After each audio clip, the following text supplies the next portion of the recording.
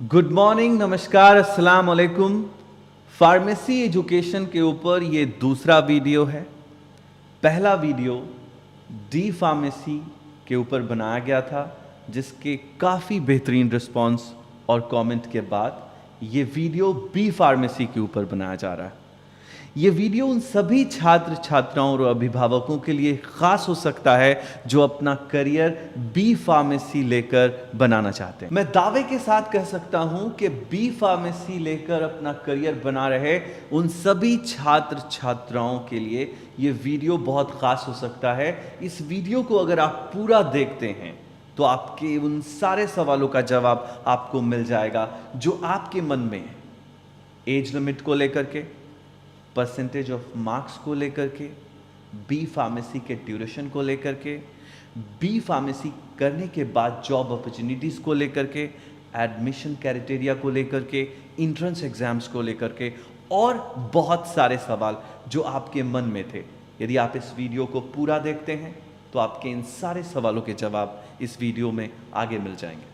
अगर अभी तक आपने हमारा चैनल रोजमाइन एजुकेशनल एंड चैरिटेबल ट्रस्ट के मिशन संकल्प का सब्सक्राइब नहीं किया है तो हम आपसे रिक्वेस्ट करते हैं कि आगे आ रहे सीरीज वीडियोस के लिए इस चैनल को सब्सक्राइब करें और उन ज़रूरतमंद बच्चों में इसे शेयर करें जो कंफ्यूज हैं फार्मेसी एजुकेशन को करियर को लेकर के। तो सबसे पहले समझते हैं कि फार्मेसी एजुकेशन क्या है। फार्मेसी एजुकेशन एक हेल्थ केयर प्रोफेशन है जो हेल्थ साइंस को फार्मास्यूटिकल साइंस से जोड़ता है। फार्मेसी एजुकेशन का उद्देश्य दवाओं को सुरक्षित, प्रभावी बनाने के साथ साथ इसके किफ़ायती उपयोग को सुनिश्चित करना है। अब हम बात करते हैं कि फार्मेसी क्या है। फार्मेसी दवाओं की प्रिपेयरिंग, डिस्पेंसिंग, रिव्यूइंग और एडिशनल क्लिनिकल सर्विसेज प्रदान करता है। तो चलिए बात करते हैं हम लोग आज बी फार्मेसी कोर्स के बारे में, जो फार्मेसी एजुकेशन का दूसरा पड़ाव है। बी फार्मेसी को बैचलर ऑफ फार्मेसी भी कहते हैं। ये एक 4 साल का कोर्स है जो 8 सेमेस्टर में बांटा गया है। इसकी ड्यूरेशन 4 साल की। चलिए बात करते हैं बी फार्मेसी के एलिजिबिलिटी की, यानी किस तरह के छात्र, कौन से छात्र बी फार्मेसी के एडमिशन के लिए एलिजिबल हैं। 3 तरह के लोग, 3 तरह के छात्र छात्राएं बी फार्मेसी कोर्स के लिए एलिजिबल हैं। पहले वो छात्र जिन्होंने फिजिक्स, केमिस्ट्री और मैथ से +2 साइंस लेकर के कंप्लीट किया है। दूसरा, फिजिक्स, केमिस्ट्री, बायोलॉजी लेकर के उन्होंने +2 साइंस से +2 कंप्लीट किया है। और तीसरे वो छात्र भी बी फार्मेसी के लिए एलिजिबल हैं जिन्होंने डी फार्मेसी कर लिया है और डी फार्मेसी करके वो लैटरल एंट्री लेकर बी फार्मेसी में एडमिशन ले सकते हैं। सिर्फ इन दोनों में फ़र्क ये होगा कि फिजिक्स, केमिस्ट्री, बायो और फिजिक्स, केमिस्ट्री, मैथ लेकर बी फार्मेसी कर रहे छात्र छात्रा ये कोर्स 4 साल के ड्यूरेशन में कंप्लीट करेंगे, लेकिन डी फार्मेसी किया हुआ छात्र जिसने लैटरल एंट्री लेकर एडमिशन किया होगा उसको 3 साल में ही ये कोर्स कंप्लीट हो जाएगा। कई सवाल एडमिशन के सिलसिले में ऐसे भी आते हैं कि कितने परसेंटेज होने चाहिए +2 साइंस, फिजिक्स, केमिस्ट्री, मैथ और फिजिक्स, केमिस्ट्री, बायो में बी फार्मेसी कोर्स में एडमिशन लेने के लिए क्या परसेंटेज ऑफ मार्क्स होने चाहिए। बहुत ज़रूरी है ये जानना कि 3 तरह की कैटेगरीज हैं जिनके लिए परसेंटेज ऑफ मार्क्स सिर्फ 50% का चाहिए।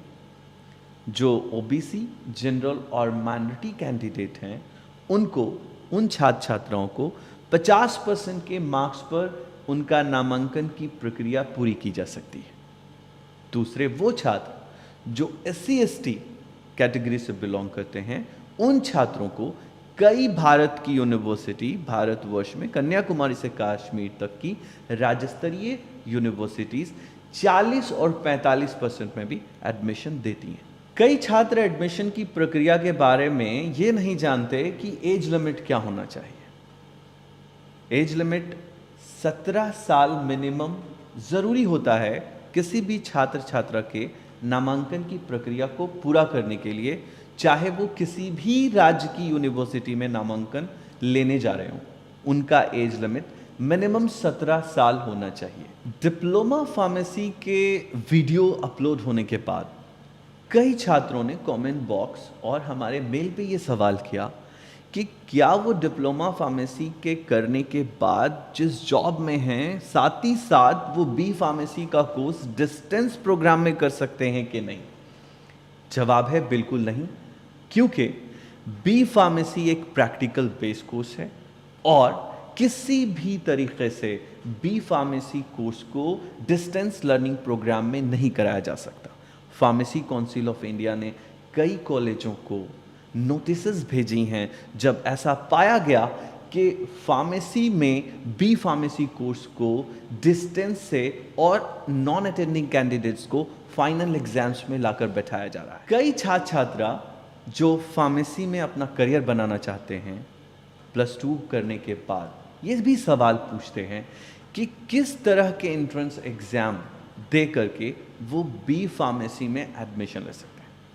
पहली बात तो ये है कि कई देश की यूनिवर्सिटीज़ बी फार्मेसी में एंट्रेंस एग्जाम्स कराती हैं, लेकिन अगर आप मुझसे पूछेंगे तो 85% से ज़्यादा बी फार्मेसी में जो कॉलेजेस अप्रूवल के साथ चलाए जा रहे हैं, वहाँ एंट्रेंस एग्जाम देकर नामांकन की प्रक्रिया में जाने की आवश्यकता नहीं है, क्योंकि 2018, 2019 और 2020 में 50% से ज़्यादा उन कॉलेजों की सीट वैकेंट रह गई जिन कॉलेजों ने फार्मेसी काउंसिल ऑफ इंडिया से अप्रूवल लेकर कॉलेज चला रहे थे। मतलब बी फार्मेसी करने के लिए 50% वैकेंसी जब देश भर में मौजूद हैं, तो एंट्रेंस एग्जाम्स जैसे चीज़ों में पढ़कर अपना ईयर गैप करने की आवश्यकता नहीं है। बी फार्मेसी के एंट्रेंस एग्जाम्स जो होते हैं वो कुछ इस तरीके से आप बोर्ड पे देख सकते हैं। WBJEE entrance exam, BHU pharma entrance exam और साथ ही साथ महाराष्ट्र CET फार्मेसी के लिए एक एग्जाम्स लेती है और इस तरह की कई अदर एग्जाम्स होते हैं देश भर में जो बी फार्मेसी के लिए आपके एडमिशन के लिए आप एग्जाम्स दे सकते हैं। बी फार्मेसी में या किसी भी टेक्निकल पैरामेडिकल कोर्स में मैं कई बार बच्चों को ये गाइडेंस दे चुका हूं। एक बार फिर से बी फार्मेसी में ये जानना जरूरी है कि एडमिशन की प्रक्रिया, एडमिशन यूनिवर्सिटी में होता है, जैसा कि आप देख सकते हैं एडमिशन यूनिवर्सिटी में होता है। यूनिवर्सिटी की 3 किस्में हैं।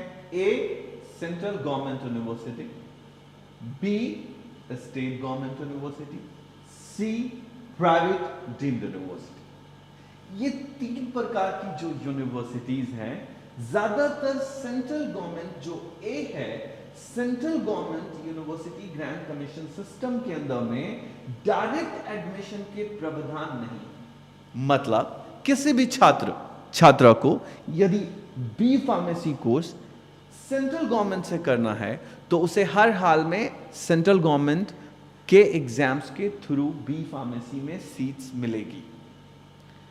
दूसरा, स्टेट गवर्नमेंट में 2 प्रकार के कॉलेजेस होते हैं। गवर्नमेंट फाइनेंस्ड और state finance self finance institutions में सिर्फ फाइनेंस का डिफरेंस होता है, अप्रूवल का नहीं। दोनों के दोनों कॉलेजों को किसी भी फार्मेसी काउंसिल ऑफ इंडिया से अप्रूवल लेकर के ही बी फार्मेसी कोर्स पढ़ाना अनिवार्य है।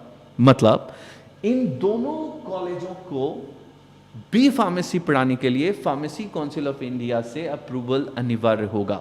साथ ही साथ अगर हम प्राइवेट डीम्ड यूनिवर्सिटीज की बात करते हैं, उस प्रांगण के अंदर में भी यदि कोई कॉलेज फार्मेसी पढ़ा रहा है, बी फार्मेसी पढ़ा रहा है, ऐसे हालत में फार्मेसी काउंसिल ऑफ इंडिया से अप्रूवल प्राइवेट डीम्ड यूनिवर्सिटीज को लेना अनिवार्य होगा।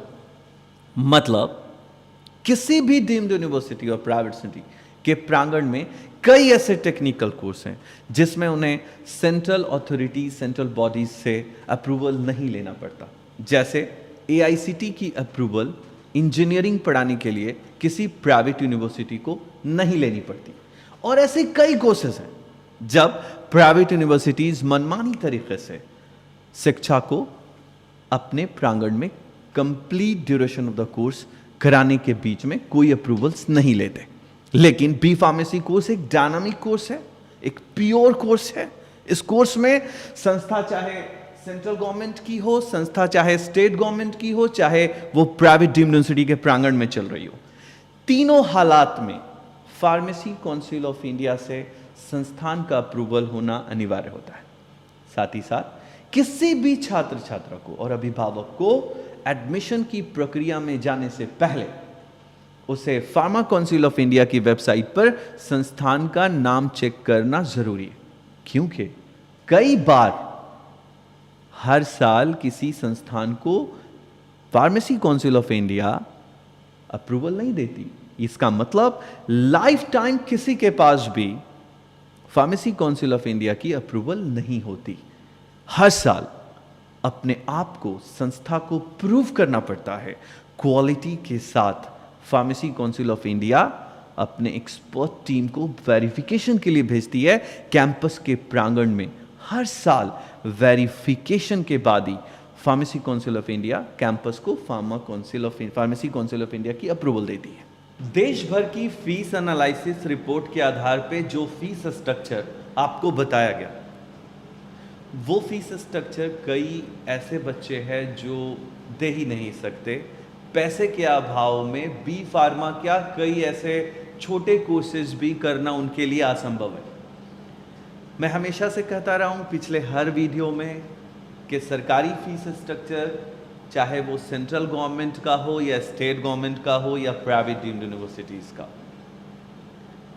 हमारी मुहिम, हमारा मिशन संकल्प इस बात के लिए उन बच्चों को आमंत्रित करता है जो बच्चे पैसे के अभाव में पढ़ाई छोड़ने का मन बना रहे थे।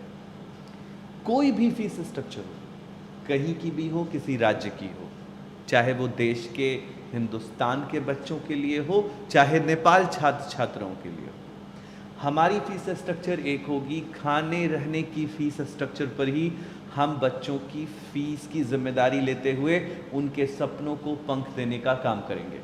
मतलब डी फार्मेसी की तरह ही बी फार्मेसी के लिए भी हम 100% स्कॉलरशिप लेकर आपके लिए आए हैं। और आप छात्र छात्राओं से ये भी एक रिक्वेस्ट है कि आपके आसपास कोई आपके दोस्त, आपका परिवार, आपके पड़ोसी पैसे के अभाव में बी फार्मेसी जैसे डायनामिक कोर्स नहीं करने का मन बना रहे हैं, उनके लिए ये वीडियो बहुत इंपॉर्टेंट हो सकता है। उन तक ये पैगाम पहुंचाना एक इबादत से कम नहीं। चलिए अब हम बात करते हैं जॉब अपॉर्चुनिटीज़ को लेकर के। जॉब अपॉर्चुनिटीज़ के लिए 3 सेक्टर्स मौजूद हैं। पहला हम बात करेंगे गवर्नमेंट सेक्टर के बारे में। आप देख सकते हैं, जैसा कि आपको इस बोर्ड पे दिखाया जा रहा है, कि गवर्नमेंट सेक्टर में गवर्नमेंट हॉस्पिटल्स में जॉब मौजूद है। दूसरा, गवर्नमेंट क्लिनिक्स में कई जॉब मौजूद हैं बी फार्मा करने के बाद। साथ ही साथ कई बच्चे ये नहीं जानते कि बी फार्मेसी कोर्स करने के बाद वो कई एग्जाम्स के लिए भी एलिजिबल हैं, जिसमें सबसे ज़्यादा एग्जाम में बैठने वाले छात्र ड्रग इंस्पेक्टर के एग्जाम्स में बैठते हैं।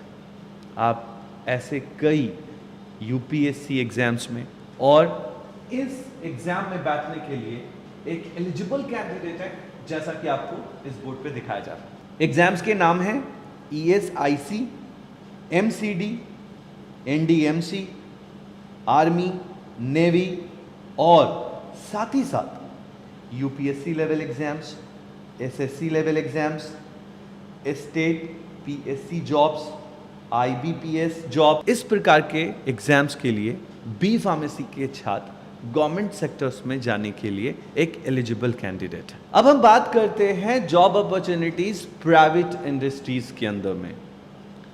प्राइवेट जॉब अपॉर्चुनिटीज के बारे में कई छात्र पूछते हैं।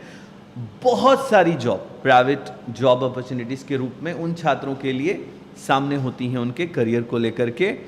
पहली बात कि वो किसी फार्मा इंडस्ट्री में जाकर अपना करियर बना सकते हैं। दूसरा, बी फार्मेसी के बाद कोई छात्र अपना खुद का फार्मा कंपनी भी खोल सकता है। तीसरी बात कि अगर वो जॉब अपॉर्चुनिटीज़ को लेकर के बहुत सीरियस हैं तो वो अपना खुद का शॉप खोलने के साथ साथ भी एक प्रोडक्शन प्लांट डाल सकते हैं।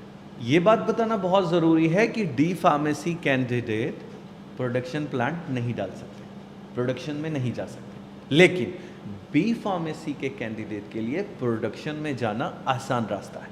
प्राइवेट जॉब अपॉर्चुनिटीज़ को लेकर के बी फार्मेसी कैंडिडेट के लिए हज़ारों रास्ते खुले हैं। ये जानते ही आपको कई जॉब अपॉर्चुनिटीज़ आपके सामने दिखने लगेंगी जब ये आप जान पाएंगे कि 72 से ज़्यादा कंट्रीज़ के अंदर में भारत मेडिसिन सप्लाई करने का एकमात्र रास्ता है। साथ ही साथ ये भी कहा जाता है कि इंडिया वर्ल्ड का फार्मेसी हब है। जॉब अपॉर्चुनिटीज़ के लिए प्राइवेट कंपनीज 3000 से भी ज़्यादा इंडिया में मौजूद हैं और 11,000 से भी ज़्यादा प्रोडक्शंस कंपनीज मौजूद हैं भारत के अंदर। आप ये सोच सकते हैं कि 11,000 plus production companies production plant के अंदर में कितने बी फार्मेसीज कैंडिडेट की ज़रूरत है। मैं देश के सभी नौजवानों से, टीचर से, अपने मित्रों से, अपने अभिभावकों से और अपने वेल विशर्स से ये कहता हूँ कि एक वीडियो बनाने के लिए काफ़ी इन्फॉर्मेशन कलेक्ट करनी होती है और काफ़ी टाइम लगता है एक वीडियो को आप तक पहुँचाने के लिए। इन्फॉर्मेशंस आप तक सही पहुँचे, इसके लिए एक टीम इसके पीछे मेहनत करती। यदि आपने अभी तक हमारे इस मिशन के चैनल को सब्सक्राइब नहीं किया है, रोज़माइन एजुकेशनल एंड चैरिटेबल ट्रस्ट की मुहिम को अपनाया नहीं है, अपने साथ जोड़ा नहीं है, उसे सब्सक्राइब नहीं किया है, लाइक नहीं किया है, शेयर नहीं किया है, तो हमें मोटिवेट करने के लिए, हमारी टीम को मोटिवेट करने के लिए इसे आप सब्सक्राइब करें, लाइक करें, लोगों तक, छात्रों तक पहुंचाकर एक इबादत का हिस्सा बनें।